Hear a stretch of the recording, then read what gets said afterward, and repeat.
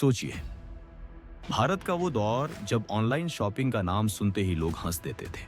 लोग कहते थे, भाई ऑनलाइन खरीदोगे, प्रोडक्ट मिलेगा भी या नहीं, पैसे कौन देगा?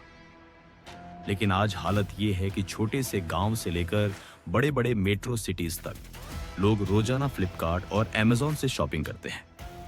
एक तरफ दुनिया का सबसे बड़ा ई कॉमर्स जायंट अमेजॉन, दूसरी तरफ भारत का होम ग्रोन स्टार्टअप फ्लिपकार्ट। दोनों के बीच ऐसी जंग छिड़ी जिसने पूरे इंडिया की शॉपिंग हैबिट्स बदल दी। ये सिर्फ डिस्काउंट्स की लड़ाई नहीं है, ये है सर्वाइवल और डोमिनेंस की सबसे बड़ी ई कॉमर्स जंग। और आज हम इस कहानी को डिटेल में समझेंगे। Flipkart versus Amazon, the battle of Indian e commerce. Chapter 1। Flipkart की शुरुआत कहानी शुरू होती है 2007 में। दो दोस्तों, सचिन बंसाल और बिनी बंसाल, दोनों आईआईटी दिल्ली ग्रेजुएट्स और एक्स अमेजॉन एम्प्लॉइज। उनके दिमाग में एक सवाल था, अगर अमेरिका में लोग आसानी से किताबें ऑनलाइन खरीद सकते हैं तो भारत में क्यों नहीं? लेकिन 2007 में हालात अलग थे। इंटरनेट पेनिट्रेशन बहुत कम था, ऑनलाइन पेमेंट पर ट्रस्ट नहीं था, लॉजिस्टिक्स सिस्टम कमजोर था। फिर भी उन्होंने रिस्क लिया। एक छोटा सा बेंगलोर अपार्टमेंट, 2 लैपटॉप्स और सिर्फ 4 लाख रुपए के कैपिटल से उन्होंने शुरू किया flipkart.com। पहले प्रोडक्ट बुक्स, क्योंकि किताबें स्टैंडर्डाइज्ड होती हैं, साइज, क्वालिटी सब फिक्स्ड। लेकिन चैलेंज था डिलीवरी और पेमेंट। लोग पूछते, पैसे पहले दूं या प्रोडक्ट मिलने के बाद? यही फ्लिपकार्ट ने इंट्रोड्यूस किया, कैश ऑन डिलीवरी, सीओडी। और दोस्तों, ये इनोवेशन इंडिया के ई कॉमर्स की सबसे बड़ी टर्निंग पॉइंट बनी। चैप्टर 2। अमेजॉन का इंडिया एंट्री। दूसरी तरफ दुनिया का सबसे बड़ा प्लेयर अमेजॉन पहले से ही ग्लोबल मार्केट में डोमिनेट कर रहा था। जेफ बेजोस का मिशन क्लियर था, Earth's most customer centric company बनाना। लेकिन भारत में अमेजॉन लेट आया। 2013 में उन्होंने लॉन्च किया अमेजॉन इंडिया। तब तक फ्लिपकार्ट ऑलरेडी पॉपुलर हो चुका था। लोग फ्लिपकार्ट को इंडिया की अपनी कंपनी मानते थे।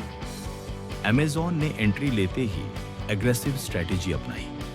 Huge product range, fast delivery, promise, prime membership with free shipping and videos.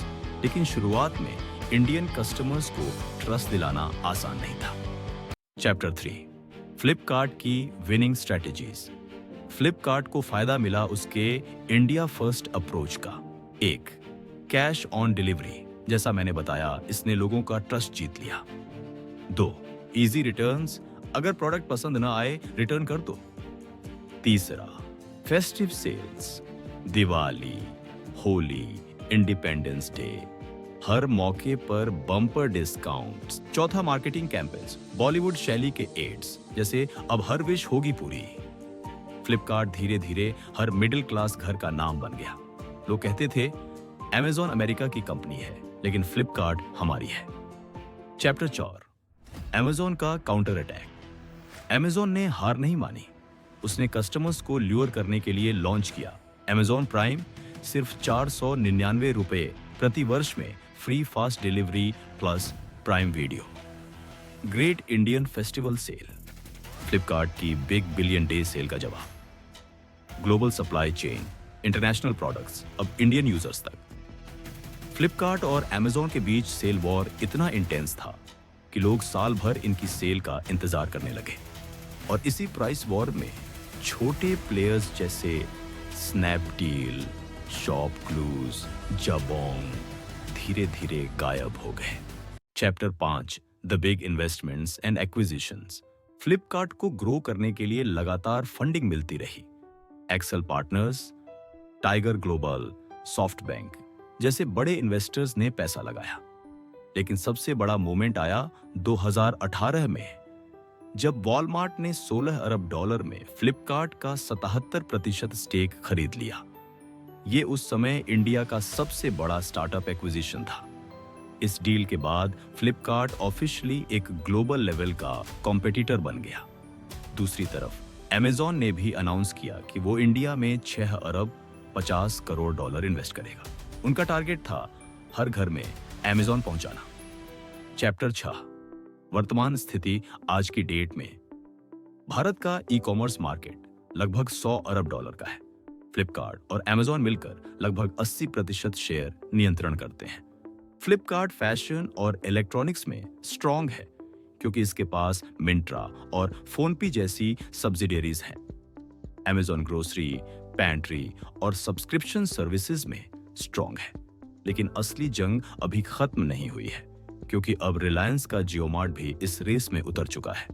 Chapter 7, learnings for entrepreneurs. इस पूरी बैटल से हमें कुछ बड़े लेसन्स मिलते हैं। 1, कस्टमर ट्रस्ट सबसे बड़ा वेपन है। फ्लिपकार्ट ने सीओडी से ट्रस्ट जीता, अमेजॉन ने प्राइम से। 2, लोकलाइजेशन जरूरी है। इंडियन फेस्टिवल्स और लोकल लैंग्वेज एड्स ने फ्लिपकार्ट को बढ़त दिलाई। 3, इनोवेशन ही सर्वाइवल है। जो प्लेयर्स इनोवेट नहीं कर पाए, स्नैपडील, शॉपक्लूज, वो खत्म हो गए। 4, प्राइस वॉर हमेशा जरूरी नहीं, लेकिन ब्रांड लॉयल्टी जरूरी है। जो कस्टमर वंस लॉयल हो गया, वो बार बार वापस आता है। तो दोस्तों, ये थी फ्लिपकार्ट वर्सेस अमेजॉन की पूरी कहानी।